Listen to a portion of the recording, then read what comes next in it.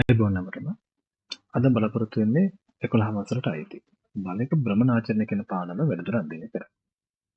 හොඳයි. මේ පාඩමේදී අපි මූලික වශයෙන් දැනගන්න ඕනේ මොකක්ද මේ භ්‍රමණාචරණය. නැත්නම් බලගූර්ණය. අපි ඒකට කියන බලගූර්ණය කියන භ්‍රමණාචරණයට.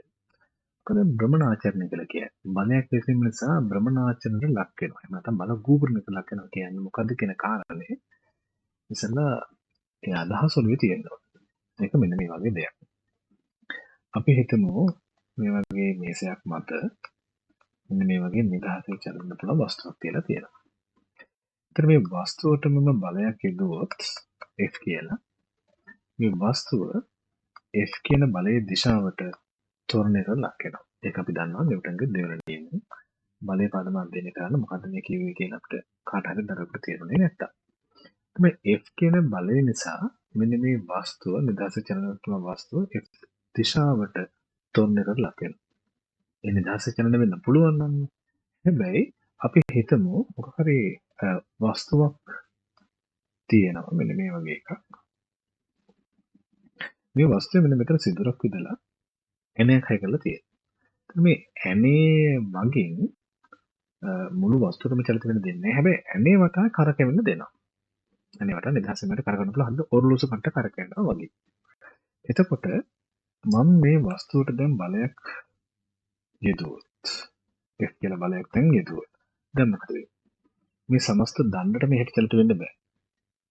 චලිත වීමේ හැකියාවක් නැහැ. මොකද ඇණයක් ගහලා තියෙන්නේ බෑ. එතකොට මොකද වෙන්නේ? F කියන බලයෙන් හින්දා මේ ඇණේ වටා මේ දණ්ඩ කරකවෙන්න පටන් ගන්නවා.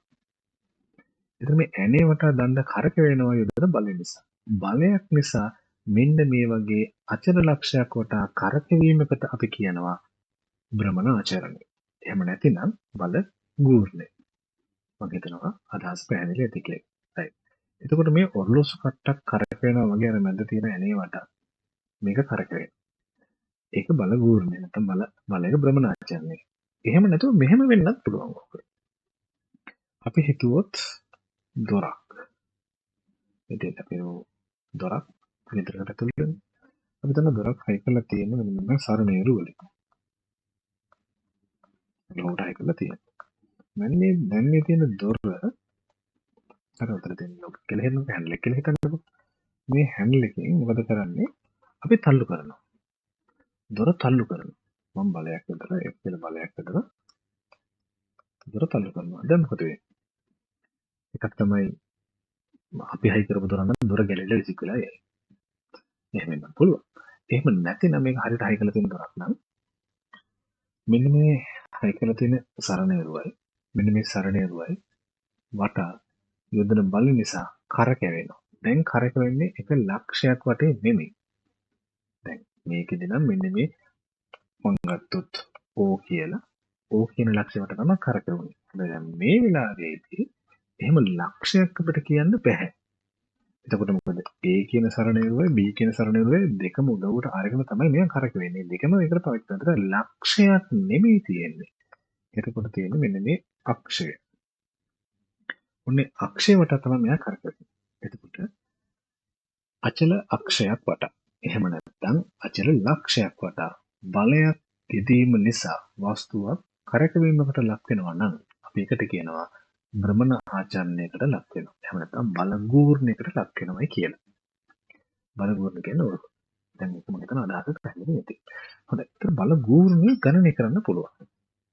බලගූර්ණය ගණනය කරන්න පාවිච්චි කරනවා සමීකරණයක් මම කියන්න.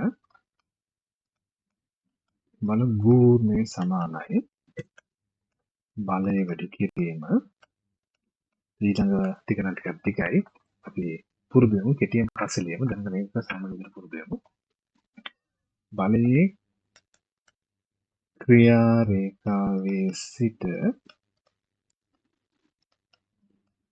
අචල ලක්ෂයට එහෙම නැත්නම් අචල අක්ෂයට දොරක් වගේ නම් අපි දන්නේ අක්ෂයට නැත්නම් ලක්ෂයට ඇති ලම්බක දුර ටිකක් ටිකේ සමීකරණය. හරි මතක තියාගන්න වෙනවා. බල ගූර්ණය කියලා කියන්නේ බලය වැඩි කරනවා බලයේ ක්‍රියා රේඛාවේ සිට අචල ලක්ෂයට එහෙම නැත්නම් අචල අක්ෂයට ඇති ලම්බක දුරේ. ඒක තමයි මේ සමීකරණය කියවේ. දැන් අපි බලමු බලය කියන එක නම් දන්නවා පුතාලා. හැබැයි මොකද මේ අචල අක්ෂයට තියෙන ලම්බක දුර කියලා කියන්නේ? හඳ අචල අක්ෂයට හරි අචල ලක්ෂයට හරි තියෙන ලම්බක දුර කියන්නේ මොකක්ද? අපි දැන් බලමු. ඒක විස්තරාත්මකව බලමු. ඒක පැහැදිලි වෙයි. ආයෙත් මම ගන්නවා අර වගේම දණ්ඩක්. මේක තමයි අචල ලක්ෂය. මේ තියෙන්නේ අචල ලක්ෂයට. මෙන්න මේ අචල ලක්ෂයට අපි සාමාන්‍යයෙන් ඕ කියලා ගමු. ඕක තමයි අචල ලක්ෂය. ඕවට කරකැවෙන නිදහසේ කරකැවීමේ හැකියාව මේ දණ්ඩට තියෙනවා. බලයක් යදන මෙන්න මෙතනින් දණ්ඩ මත F කියලා. તો බලයේ ක්‍රියා රේඛාව කියලා කියන්නේ පුතේ මෙන්න මේ රේඛාව. දැන් බලය අදින්දී අච්චර දිග රේඛාවක් අපි යන්නේ නැහැ. අපි බලය අදින්දී යන්නේ මෙන්න මේ වගේ පුංචි රේඛාවක්. කොට එකක්. ඉතින් අසල පාටෙන් ඇදලා තියෙනවා ඇති. පිටිපස්සෙ නිල් පාටෙන් ඇදලා තියෙන්නේ බලයේ ක්‍රියා රේඛාව. ඒක මම ටිකක් පැහැදිලි වෙන්න ඕන මම කලිරක් වටපත් කරගන්නම් කියලා ටිකක් පැහැදිලි වෙයි. මේ නිල් පාට කලිරින් පෙන්වන්න කරලා තියෙන්නේ බලයේ ක්‍රියා රේඛාව. බලයේ ක්‍රියා රේඛාව.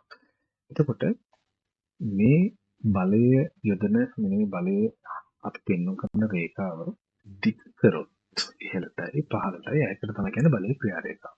ඒතර අචල ලක්ෂයේ සිට කියන්නේ මේ ඕවල ඉඳලා මෙන්න මේ නිල් පාට රේඛාවට ලම්බකයක් නිර්මාණය කරොත් අපි දන්නවා ගණිතය විවාලා කිසියම් රේඛාවකට ලක්ෂයක සිට ලම්බක නිර්මාණය කරනවා. කවකට භාවිත කරලා කරනවා. එතකොට එහෙම අපි ලම්බකයක් නිර්මාණය කරොත් අපිට නිර්මාණය කරන්න වෙන ලම්බකය හැඳින්වෙන්නේ මෙන්න මේ විදිහට. ඒ ලම්බකෙදී එකක් සුදු පාට මෙන්න මේ විදිහට. මේක තමයි ඔය කියන ලම්බකය වෙන්නේ. අංශකරන රේඛාවක් වෙන විදිහට. හරි ඒක තියෙනවා.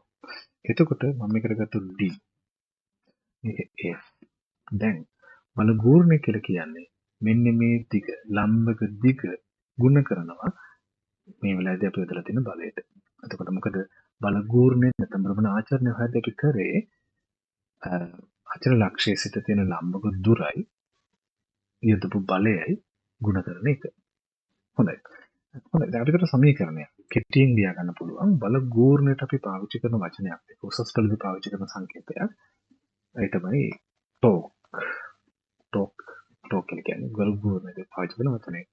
වෙන වාහනයක ටෝක් එක නැත්නම් යතුරු කියනවාද ටෝක් එක කියලා කියන්නේ ඒක. සමහරවිට බාලක් දාන ටෝක් එකක් තියෙනවා. ඒක චුට්ටක් මේ වගේ තමයි. මොකද කරකල අතරින් එක නෙවෙන්නේ නේ. right හොඳයි. ඒතර මේට වගේම තමයි මේ ටෝක් එක.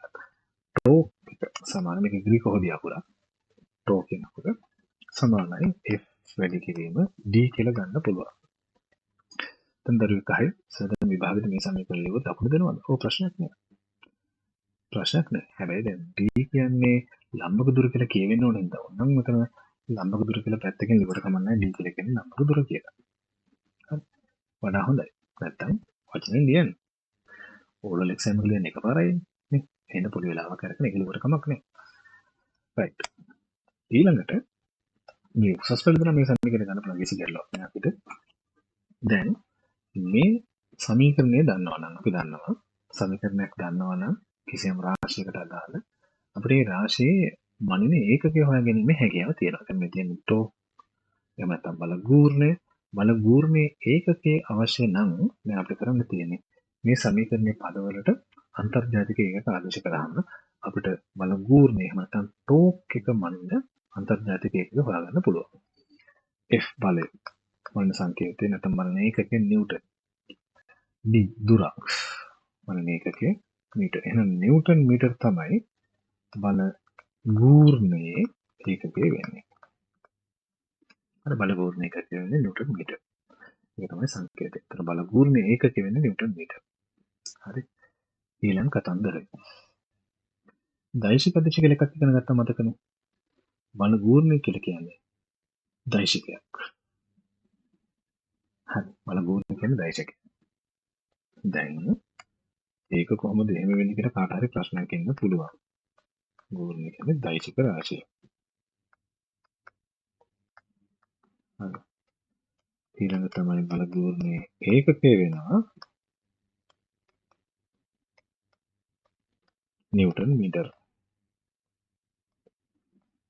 ඔන්න දැන් අපි මේකෙන් හදාගත්ත සටහන් නැත්නම් පුංචි කාරණයකට මේ දෛශික රාශියක් කියන්නේ මොකක්ද? නිශ්චිත දිශාවක් තියෙනවා. වස්තුවක් බල ගූර්ණයකට ලක් වුණොත් එයාට නිශ්චිත දිශාවකට දිශාවක් තියෙනවා. දැන් ඕක තමයි ඊළඟ ප්‍රශ්න. මම මෙහෙම කියන්නම්. බල ගූර්ණයක් දෛශික රාශියක් වෙන්න කොහොමද කියන කාරණය අපිට සාමාන්‍ය පෙළ පොතේදී එහෙම කතා කරන්නේ නැහැ. මේක උසස් පෙළදී අපි කතා කරනවා. හරිද? ඒකෙන්ද මම මේ කියන කාරණේ කාට හරි අපහැදිලි නම් දෙපාරක් විතර බලන්න. නැත්නම් අතල්ලා දාන්න උසස් පෙළදී හම් වෙනවා. පැහැදිලි වෙනවා. කිසියම් ලක්ෂයක් වටා වස්තුවක් කරකවීමේදී යොදන බලයක් නිසා අපි හිතමු මෙයා කරකවෙන්නේ මෙන්න මේ පැත්තට කියලා. එතකොට ඔයාලගේ දකුණු අත අරගෙන මේ කරකවන දිශාවට අපි දන්නවනේ දැන් මේ විදිහට දැන් ගත්තාම අපිට මෙහෙම හරව ගන්න පුළුවන්. මෙහෙම හරව ගන්න පුළුවන්. එතකොට මේ ඇඟිලි වලින් මෙන්න මේ තියෙන ඇඟිලි හතරෙන් දකුණට තියෙන මේ ඇඟිලි හතරෙන් කරකවන දිශාවට දකුණු තියෙන මේ ඇඟිලි හතර යොමු කරගත්තාම මහපට ගෙල්ලෙන් එනවා මෙයාගේ චලිත වෙන දිශාව. ඒක තමයි දෛශික වෙන්නේ. දෛශික දිශාව වෙන්නේ. තේරුම් නැත්නම් හිතන්න එපා. ස්කෘප් ක්‍රමයක් කරකවන්න මෙතන ස්කෘප් මීනක් කරකවන්න වෙන්නේ තෝක. හරි. එහෙනම් දකුණු අත අරගෙන දකුණු අතේ ඇඟිලි හතර දැන් මට මේක පෙන්වන්න බෑ මේ වීඩියෝ එකේදී හේතුව මම ඉන්නේ මිරර් ඉමේජ් එකක. ඔගේ වීඩියෝ එකේ තියෙනතර මේක තමයි මගේ ඇත්තටම දකුණු අත. හැබැයි ඔයාලට පෙන්නේ වම් අත විදිහට. නේද? ඒකට මේ තියෙන්නේ මගේ වම් අත. ඔයාලට පෙන්නේ දකුණු අත විදිහට. එහෙනම් මට මේක මිරර් ඉමේජ් එකකින් මේ වැඩේ කරන්න බෑ. හැබැයි පන්තිකට මේක කරලා තියෙනවා. සහ මම කියන ටික ඔයාලා කරලා බලන්න. දකුණු අත අරගෙන මෙන්න මේ ඇඟිලි හතර තියෙන දිශාවට මෙන්න මේ කරකවන දිශාවට දකුණු අතේ ඇඟිලි හතර යොමු කරගත්තාම මෙන්න මෙතන ඇඟිලි හතර හදාගත්තාම මේ මහපට ඇඟිල්ලක් අපිට එක පැත්තකට සෙට් වෙනවා. මේ මහපට ඇඟිල්ල තියෙන එක පොතේ ඉවතට ගාලාගේ නැත්නම් පොත තුලට.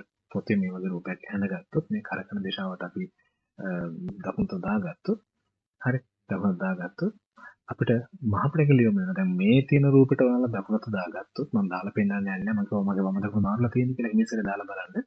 දකුණු අතේ ඇඟිලි හතර යොදාගත්තොත් මහපට ඇඟිල්ල තියෙන පොතෙන් ඉවතට ඔයාලගේ මූණ පැත්තට. එතකොට මේ ගූර්ණයේ දිශාව වෙන්නේ මේ මහපට ඇඟිල්ලේ දිශාව. හරි. අපි හිතමුකෝ මේක කරකවන අනිත් පැත්තට කියලා. මේ පැත්තට කරකවනවා කියලා. එතකොට මේ කරකවන පැත්තට ඇඟිලි හතර යොමු කරගත්තොත් මහපට ඇඟිල්ල යොමු වෙන පොත තුලට. එහෙනම් පොත තුලට තමයි මේ වෙලාවේදී ගූර්ණය වලට තියෙන්නේ. ගූර්ණ දිශාව වෙන්නේ. හරි. ඒකට ගූර්ණ දෛශික රාශිය. හරි. ගූර්ණ දෛශික රාශියක් කියලා නිකන් හිතේ තියාගත්තාම ඇති. ඒක වෙන්නේ කොහොමද කියලා කතන්දරේ තේරෙන්නේ නැත්තම් දැනට හිතන්න යන්න එපා. පන්තියේදී මම පැහැදිලි කරලා තියලා තියෙනවා. මේක බලන පන්ති අපිට ඉස්ලාම් බලන දරුවෙක් නම් වැඩි කලබල නොවි දෛශික රාශියක් ළමතක තියාගත්තාම හොඳටම ඇති. හරි. එහෙනම් අපි ඉස්සරහට යමු. දැන් මොන අපි සමීකරණය දන්නවා. බලගූර්ණ මන ඒකකයේ අංක බලගූර්ණයට යොදා ගන්න ඒකකය අපි දන්නවා. ඒක දෛශික රාශියක් කියන්නත් අපි දන්නවා. දෛශික රාශිය හොයාගන්න විදිහත් ඕනනම් අපි දැන් දන්නවා. දකුණත පාවිච්චි කරලා ඉවරේ කරා. හරි. දැන් තව චුට්ටක් ඉස්සරහට යන්නයි හදන්නේ. මේ බල ගූර්ණය අපි දැන් ගණනය කරන්නයි හදන්නේ. ඔන්න දැන් උදාහරණ ගන්නක් මම හදනවා. right. මෙහෙම වස්තුවක් තියෙනවා. මම මේ හැරෙන් බලයක් හදලා තියෙනවා. නිව්ටන් 10ක්. මේ දුර මට දීලා තියෙනවා d කියන දුර. අපිට ඒක කියනවා මීටර 2ක් කියලා. දැන් බල ගූර්ණය ඕවට මම කියලා ගන්න. ඕවට බල ගූර්ණය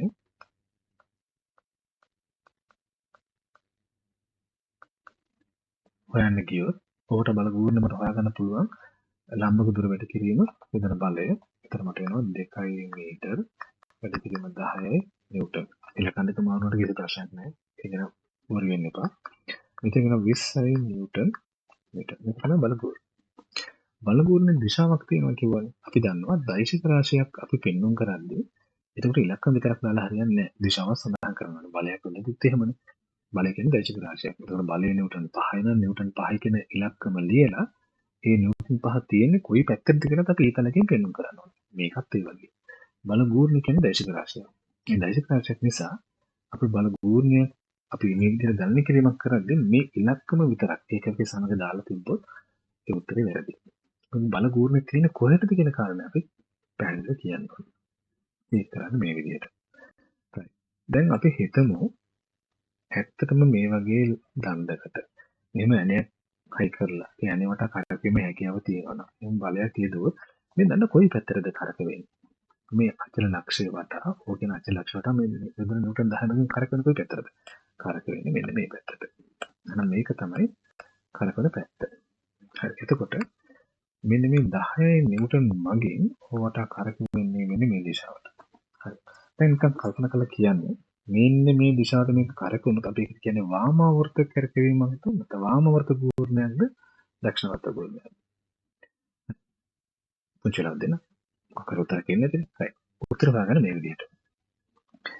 කොහොමද මතක තියාගන්නේ? අපි හිතමු මෙන්න මේ පැත්තට තමයි දැන් අපි හිතුවාම කල්පනා කරලා බලුවම කරකවෙන්නේ. ඕවට මෙන්න මේ පැත්තට තමයි කරකවෙන්නේ. ඒ ඕවට මේ පැත්තෙන් කරකවෙන්නේ ඔයාලා නිකන් මේ රවුම උතන ඉහළ දිගටම රවුම් කරලා ගන්නකො බලන්න. ඔක රවුම. ওই රවුම දිගේ ওই ඉතල තියෙන පැත්තට අපි දිව්වොත්. හරියට මීටර 400 වගේ. ඔය වගේ රවුමක ওই දිශාවට දිව්වොත් ඒ රවුමේ මැදට එකතු වෙන්නේ මැද තියෙන්නේ අපේ වම් අත. දැන් හිතෙන් දුවලා බලන්න කොහොමද රවුමක. ඔය රවුමක් දිගේ අපි පිටණියක දිවාගෙන ගියොත් ඒ රවුම මැදට සෙට් වෙන්න නැත්නම් කේන්දරේ පැත්තට තියෙන අපේ වම් අත. ඒත් අපි එහෙනම් මේකට කියනවා මේ වගේ එකට කියනවා වාමා වෘත්ත චලිතය. නැත්නම් වාමා වෘත්ත අපි කතා කරන්නේ ගූර්ණයක්. එහෙමද කියන මෙතන වාමා වෘත්ත ගූර්ණය. හරි. අපි හිතමුකෝ මේ අතර කරගෙන කෙනෙක් ඉන්නවා. හරි. දැන් මේක රවුමක් විදිහට දික් කරගත්තොත් කේන්දරේ පැත්තට දැන් තියෙන්නේ මගේ දකුණු අත. මේ විදිහට රවුමක දිව්වොත්. ඒතර අපි ඒකට කියනවා දක්ෂිනා වෘත්ත ගූර්ණයක් කියලා. හරි. වාම වෘත්ත සහ දක්ෂිණ වෘත්ත ගූර්ණ හදන ඔය ක්‍රමයට. මතක තියාගන්න පටලවා ගන්න එපා. හොයාගන්න ක්‍රමය නම් මම කියලා දුන්නා. දැන් මේ වෙලාවේදී මේ පැත්ත නම් මෙයා කරකවෙන්නේ නිකන් හිතුවොත් රවුම හිතින් මාක් කරගත්තොත් මෙයා කරකවෙන්නේ රවුම දිගේ අපි දිව්වොත් කේන්ද්‍රෙට තියෙන වම් අතේ මේක තියෙන වාම වෘත්ත ගෝලයක්. එහෙනම් මම මෙතන කියනවා නිව්ටන් මීටර් 20යි කොවට බලගෝන්නේ නිව්ටන් මීටර් 20යි වාමා වෘත්තව කියලා වචනේ ලියනවා තියෙන දිශාව. එහෙම නැත්නම් අපිට පුළුවන් මේක 20යි නිව්ටන් මීටර් කියලා දාලා මේ වගේ සංකේතයෙන් පෙන්වන්න කරන්න මෙයා කරකවෙන්නේ වම් පැත්තට කියලා. කරකට තම සඳහන් කරත් කමක් නැහැ. ඉලක්කම නේද මේ පැත්තට තමයි කරකවෙන්නේ කියලා දානවා. ගූර්ණය හටගන්න මේ දිශාවට මේ පැත්තට තමයි ගූර්ණයක් නිර්මාණය වෙන්නේ කියලා දානවා. එතකොට හරි. ඒ ඇති බල ගූර්ණයක් දාද්දි ඉලක්කමත් එක්කම ඒක කියන්නේ ඉලක්කමත් එක්කම කරකවෙන කොයි පැත්තටද කියලා අවසානට අපි පෙන්වන්න කරන්න ඕනේ. හරි.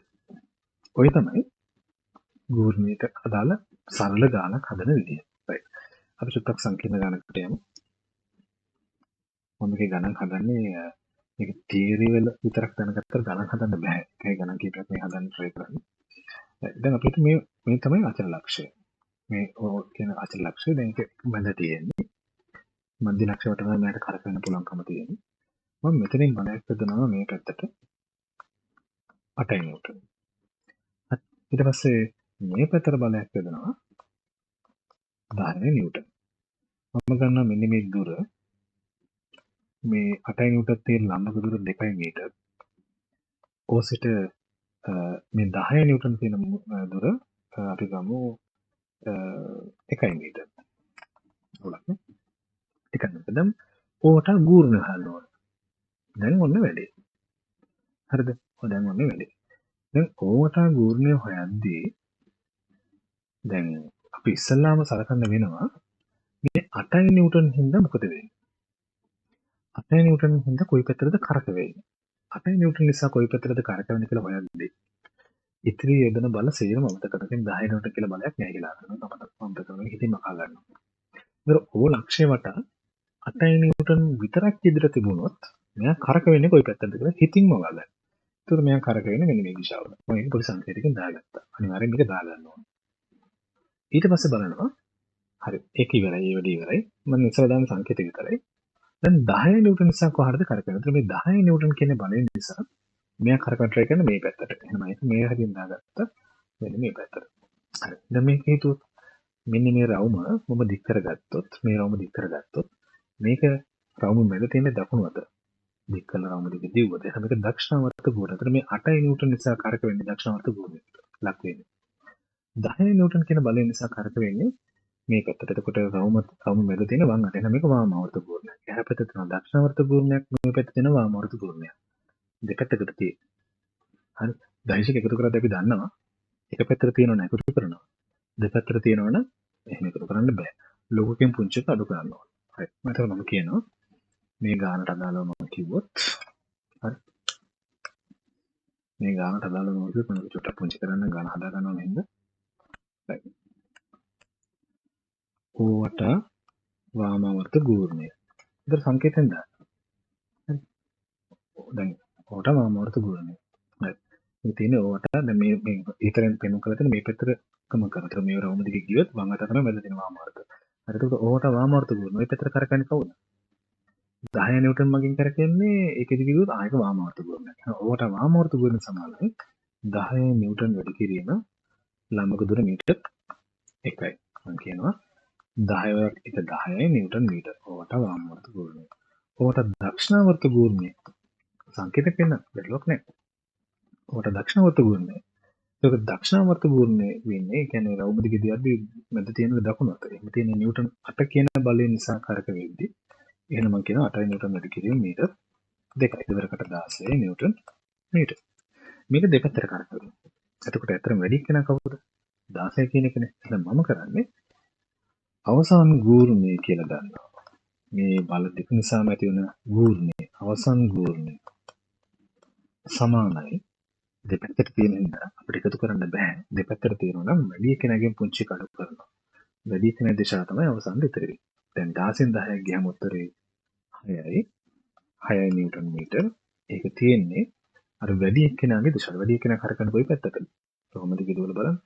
දක්ෂිණ වෘත්ත. එහෙනම් මේකම කියනවා 6 නිව්ටන් මීටර් දක්ෂිණ වෘත්ත.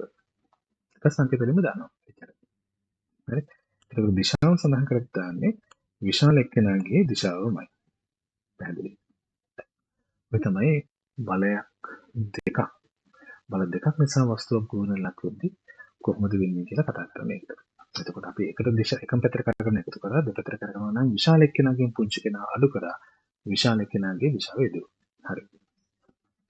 ඔය තමයි ගානක් අපි හදනකොට පස්සේ එන්නේ.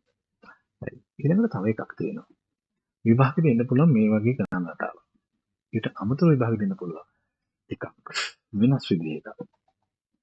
එයාලා කියනවා මෙන්න මෙහෙම. දණ්ඩක් තියෙනවා. ඉස්සෙල්ලා. ලක් නේ දැන් දණ්ඩ. නාදත්තක් මත අපේ කියන නාදත්ත. එහෙම නැත්නම් පිහිදාරේ. පිහිතාලේ කියලාත් කියනවා. උසස් පෙළදෙන අපි මේ කරන නාදත්තක් කියලා. හරි. මෙයා මේ වැලක් කියලා තියෙනවා. මෙන්න මේ හරිය කියලා තියෙන වස්තුවක්. මෙයාගේ බර කිලෝග්‍රෑම් 2යි. බර නෙවෙයි අතන විස්කන්ධය. කිලෝග්‍රෑම් 2යි. අපි බර හොයාගමු. විස්කන්ධය තමයි දීලා තියෙන්නේ. මෙතනත් ස්කන්ධයක් තියෙනවා. මෙයා කිලෝග්‍රෑම් 1යි. හරි කිලෝග්‍රෑම් 1යි. දැන් මෙයාලා කියනවා මේ පද්ධතිය සමතුලිතව තියෙනවා. බැලන්ස් වෙලා තියෙනවා. අපි දන්නවා කොස්සක් අරගෙන කොස්සේ හරහට තියලා අපිට ඇඟිල්ලකින් මේක බැලන්ස් කරන්න පුළුවන්. කොස්සක් අරගෙන ඉවරලා මෙන්න මෙහෙම කරන කොස්සක් කරගෙන ඇඟිල්ලෙන් බැලන්ස් කරගත්තොත් හරියමෙන් නෙමෙයි බැලන්ස් වෙන්නේ. ටිකක් මෙන්න මේ හරියෙන් තමයි ඇඟිල්ල තියන්න උතර බැලන්ස් වෙන්නේ. ඉන්න ගම කරලා බලන්න. ඒකට හරියමෙන්ම බැලන්ස් වෙනවා කියලා එකක් වෙන්නේ නැහැ. ඒ අපි පාවිච්චි කරන වස්තු ඒකාකාර වෙන්නේ නැතිනම් එයා බැලන්ස් වෙන්නේ නැත්නම් අපි කියනවා මෙයාගේ බර ක්‍රියාත්මක වෙන්නේ හරියමෙන් නෙවෙයි. කොසෙත් ඒ වගේ. හරි ඒකාකාර නැහැනේ. ඒකාකාර නොවන වස්තුවක් ඉන්න එයාගේ බර ක්‍රියාත්මක වෙන්නේ බර ක්‍රියාත්මක වෙන ඇඟිල්ල තිබ්බම තමයි මෙයා බැලන්ස් වෙන්නේ. පොඩ්ඩක් පැත්තකට වෙන්න හරියටම කෙඳි තියෙන පැත්තට වෙන්නේ. දැන් හරියට මේ වගේ. ඒතර මේකෙත් අපිට බැලන්ස් කරගන්න පුළුවන් මේ විදිහට. හරියමදීම මේ පිටිකාරය තියන්න ඕන කියලා කතාවක් නැහැ. දැන් මේක බැලන්ස් කියලා එයාලා කියනවා. අපිට හිතන්න දෙයක් නැහැ. ඊට අමතරව එයාලා කියනවා මෙතන තියෙන මීටර 2යි කියලා. මෙන්න මේ දුර මීටර 2යි. ඒතර මෙයා කරක වෙන්නේ මෙන්න මේ නාදයට වටා. ওই නාදයට වටා තමයි කරකවන නම් කරකවෙන්න ඕනේ. මෙහෙම වස්තුවක් කියලා තිබ්බම නම් මේක තමයි අචල ලක්ෂය වෙන්නේ. සෙට් කරගන්න. ඕක තමයි අචල ලක්ෂය වෙන්නේ. ඕකට තමයි කරකවෙන්නේ. හරි. දැන් බලමු. මේ 2 කිලෝග්‍රෑම් කියන කෙනාගෙන් ස්කන්ධයෙන් බර ඇති වෙනවා පහළට පොළොව දෙසට. බර කියලා කියන්නේ ස්කන්ධේ 10න් වැඩි කරාම නාගින. අර සමානයි m කියලා ගත්තාම m කියන්නේ ස්කන්ධයේ කිලෝග්‍රෑම් 2යි. ඒ කියන්නේ ගුරුත්ව චතුරනේ ඒකගේ 10යි m ශ්‍රේණ 2. හරි. කාටද මතක නැත්නම් ඕක තමයි හේතුව 10න් වැඩි කරන්න. 10 m ශ්‍රේණ 2. එතකොට ස්කන්ධයක් කිලෝග්‍රෑම් වලින් දුන්නොත් බර බවට පත් කරන්න 10න් ගුණ කරනවා කියලා මතක තියාගත්තට කමන්නේ. ප්‍රශ්නයක් නැහැ. හැදෙන්නේ මේ මෙතනින් හැදෙන්නේ. රචනා ප්‍රශ්නයක් වගේ ආවොත් අපිට මේකත් පෙන්වුම් කරන්න වෙනවා. ප්‍රශ්නගේ අනු කොටසකදී මේකත් අපෙන් අනිවාර්යෙන් අහනවා. මේ හැදෙන විදිහට දැනගෙන හිටියට කමක් නැහැ. දැන් ඔන්න මේකෙදී 20යි නිව්ටන් බරක් ඇති වෙනවා. මේ කිලෝග්‍රෑම් 1 නිසා ස්කන්ධය 10 වැඩි කරන් මෙතනින් එතන නිව්ටන් 10යි. හරි.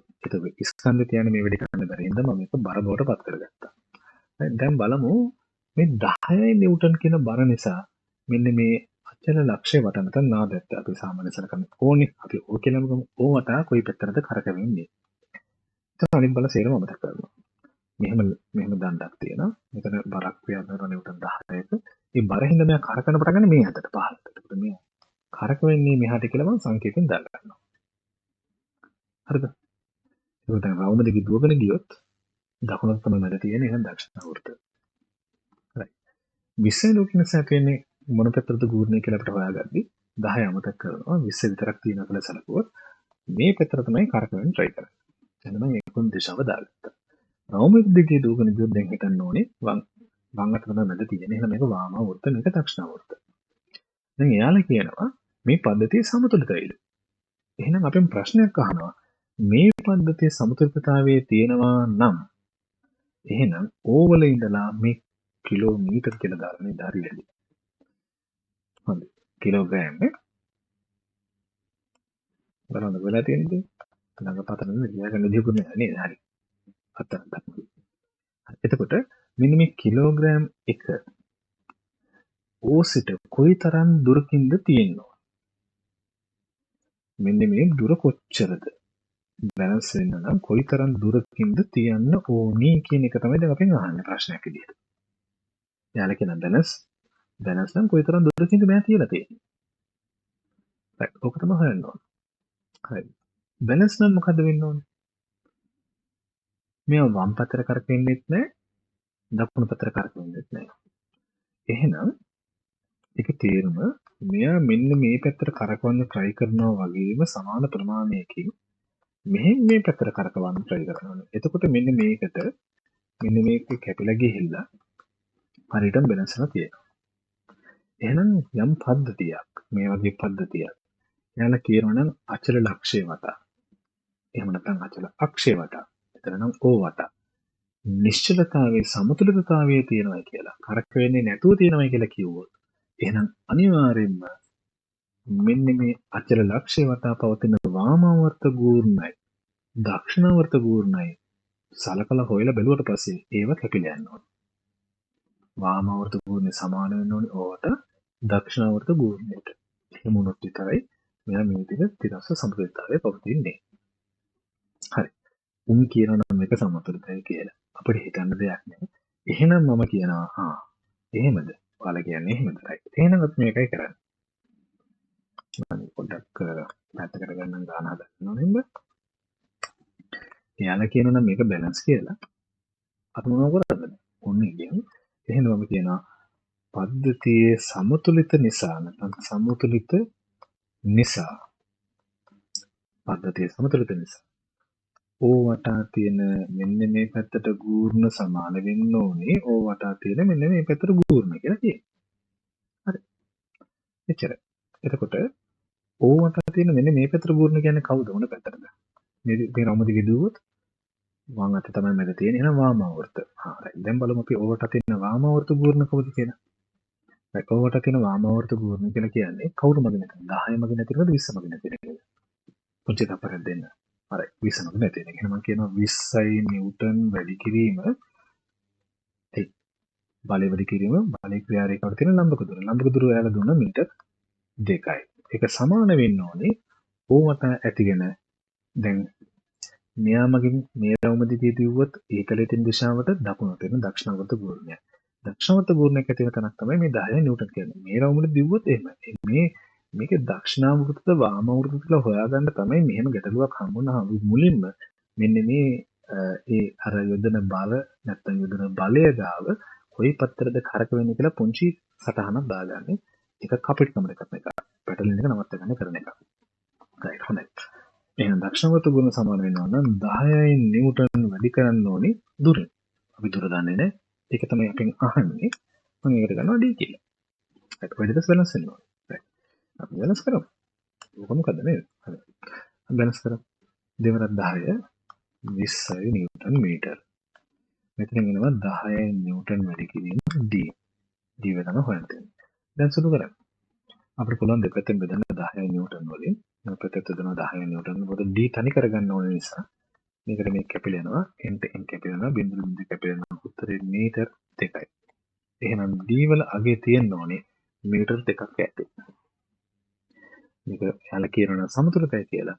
කිලෝග්‍රෑම් එකක ස්කන්ධය තියන්න ඕනේ මෙන්න මේ අචල ලක්ෂයේ ඉඳලා මීටර් 2ක් ඈතින්. right. ඔන්න ගන්න හැදුවා. තේරුණාද? හරි. ඒක තව ඕනනම් අපිට තව වස්තුවක් පිළිවෙලලා වාමාවර්ත අතර ගුණ දෙකක් ඇති කරලා දක්ෂිණාවර්ත ගුණ හොයන්න පුළුවන්.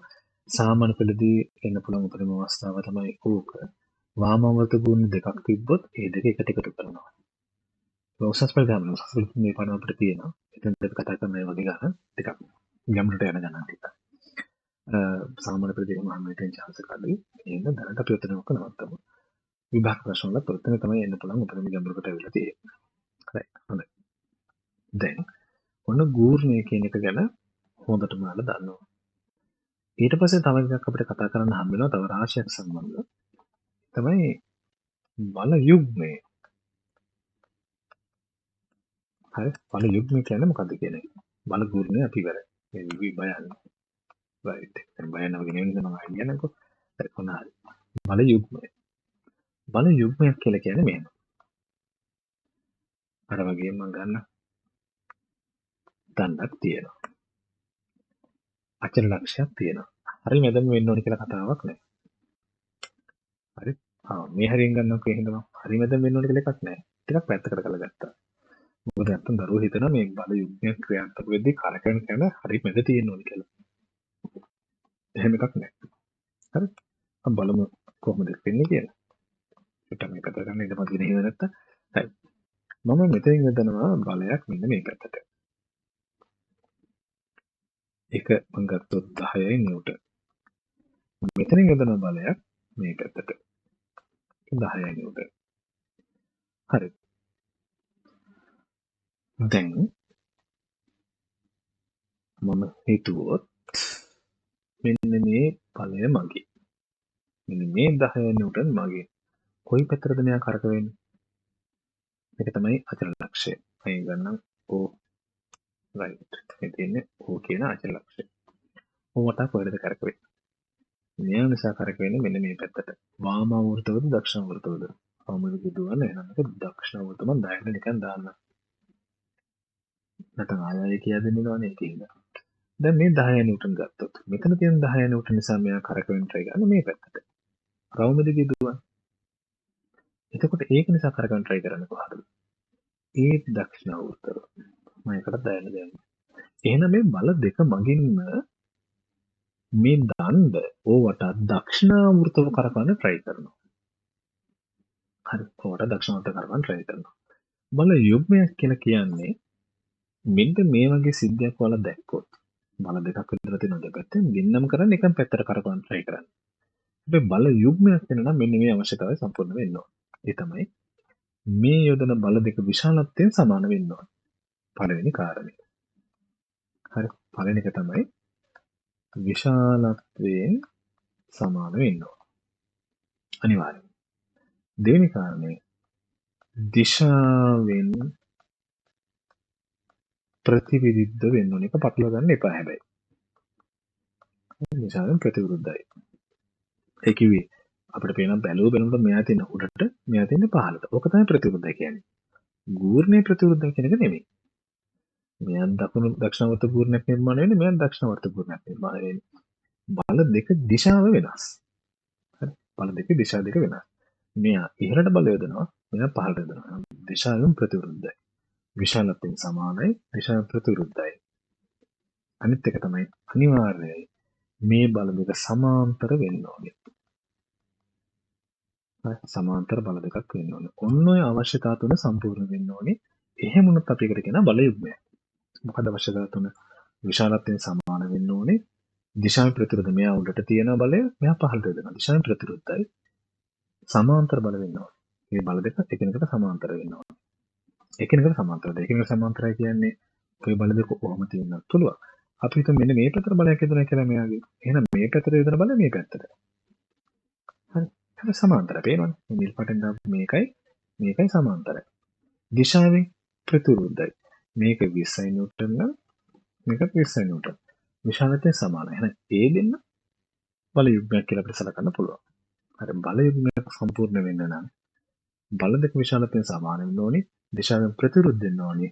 අනිවාර්යයෙන්ම බල දෙක එකිනෙකට සමාන්තර වෙන්න ඕනේ. ඔන්න ඔය සාධක තුන සම්පූර්ණ වෙන්න යුතුමයි. right. අපි දැන් බලමු වස්තුවකට බල යුග්මයක් ඉදිරියට තියෙනකොට ඒකේ බල යුග්මය නැත්නම් ඇති වෙන බල ගූර්ණ නැත්නම් බල යුග්මය ගණනය කරන්නේ කොහොමද කියලා. බල යුග්මයක් ඉදන තැන තමයි මිනිස්සුන්ට දැන් මේ වෙලාවේදී හරි වෙන වෙලාවක හරි කොහොමද වතුර ටැප් එකක් අරිනකොට ඔයාලා සාමාන්‍යයෙන් මෙන්න මේ වගේ හැඩය තියෙන එකක් අරන් අපි කියන්නේ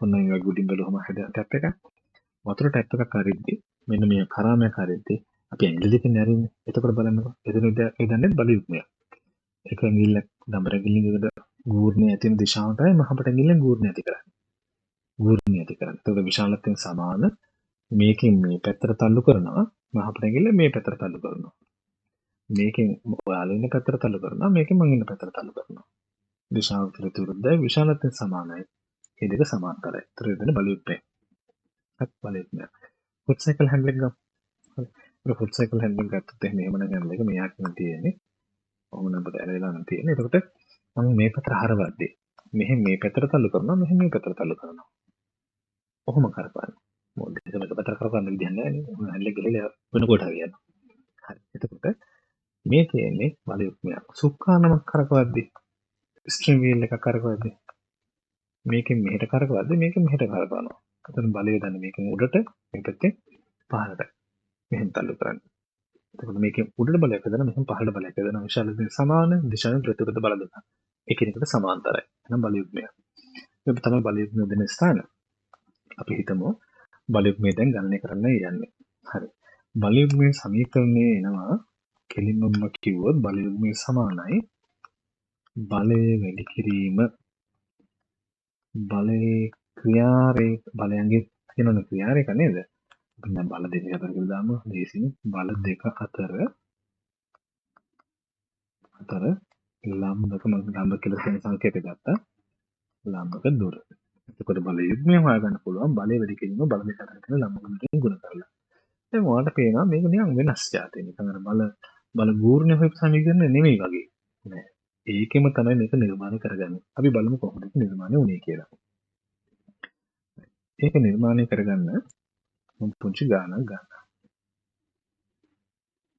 පොඩි ගානක් ගන්නම්කෝ මම මෙන්න මේ හරිය ගන්නවා හරි මැද නෙවෙයි දැන් අචල ලක්ෂය ඕ තියෙන්නේ මෙතනින් යදනවා 10 නිව්ටන් කියලා බලය මේ දුර 1 මීටර අචල ලක්ෂ දෙන දුර මෙතන යදනවා 10 නිව්ටන් කියලා බලයක් අනිවාර්යෙන්ම මේ බල යුග්මයක් වෙන නම් විශාලත්වයෙන් සමානයි ඒකෙන් මම 10 මෙතන 10 ගත්තා දිශාවෙන් ප්‍රතිවිරුද්ධයි ඒකෙනකට සමාන්තරයි මේ දුර මම ගන්නවා 3 මීටර කියලා හරි ඒක බලලා පේනවා අචල ලක්ෂය තියෙන්නේ හරි මැද නෙවෙයි හරි මැද තියෙන උඩ කතාවක් නැහැ හරි දැන් මේ ගාන හදමු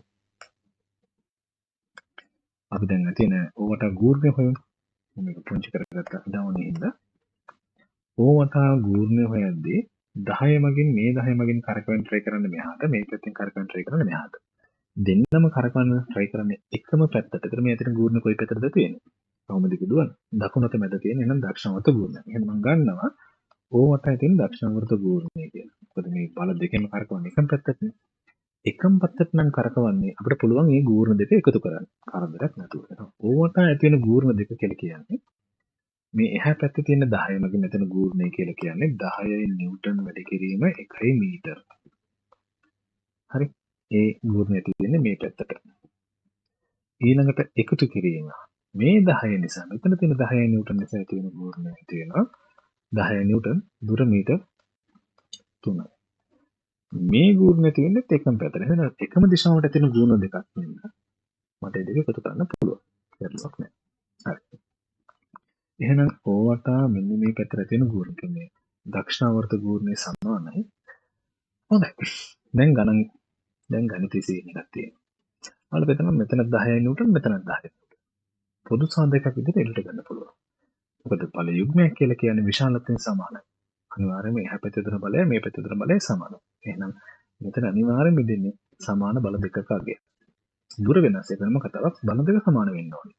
ඒක පොදු සාධකයක් විදිහට මම සමීකරණයෙන් එළියට ගත්තොත් 10 නිව්ටන් කියලා එළියට ගත්තොත් වරහන් මෙතනින් එනවා 1 මීටර එකතු කිරීම 3 මීටර. ඉතින් හරි. ගණිතමය කොටස. ඔන්න දැන් 10 නිව්ටන් 3 එකයි කීයද? 4යි. ගුණ කිරීම 4 මීටර. හරි. දැන් ගූර්ණය අපිට හොයන්න පුළුවන් ඕවට දක්ෂිණාවර්ත ගූර්ණය. දැන් ඕවට එතින අවසාන ගූර්ණය වෙන්නේ 10 වැඩි කිරීම 4 කියලා කියන්නේ 40යි නිව්ටන් මීටර. දැන් බලන්න චුට්ටක් මෙන්න මේ මොකද්ද මේ කරලා තියෙන්නේ කියලා. 10 කියලා කියන්නේ මේක බලයක්. 4 කියන්නේ කවුද? මේ බල දෙක අතර තියෙන දුර. 3 1යි 4යි. එතකොට බල යුග්මය හොයද්දී අපි සමීකරණය කියමු ගන්න. බල යුග්මය සමානයි බලය වැඩි කිරීම මොකක් හරි එක බලයක්. මොකද විශාලත්වයෙන් සමානයිනේ. මොකක් හරි එක බලයක් සැලකනවා. බලය වැඩි කිරීම බල දෙක අතර ඇති ලම්බක දුර. ඒක නේද මේ වෙලා තියෙන්නේ. මෙන්න මේ බලයක් 10. මෙතනත් 10නේ. බලය වැඩි කරනවා බල දෙක අතර තියෙන ලම්බක දුර මේ දුර මීටර 4යි. එතකොට කරකවෙන්නේ හරිමැදින්ද කියලා අපිට අදාළ නැහැ. බල යුග්මයක් හදද්දී හරිමැදින් කරකවෙන්න පුළුවන් වෙන කොහෙන් හරි කරකවෙන්න පුළුවන් ඒක ප්‍රශ්නයක් නැහැ. අපි බල යුග්මයක් නම් යදන්නේ බල යුග්මය අපිට හරි සරලව මේ සමීකරණය පාවිච්චි කරලා හොයාගන්න පුළුවන්. එක මොකක් හරි බලයක් ගුණ කරනවා ඒ බල දෙක අතර තියෙන ලම්බක දුරයි. එතකොට අපිට කියනවා බල යුග්මය එනවා.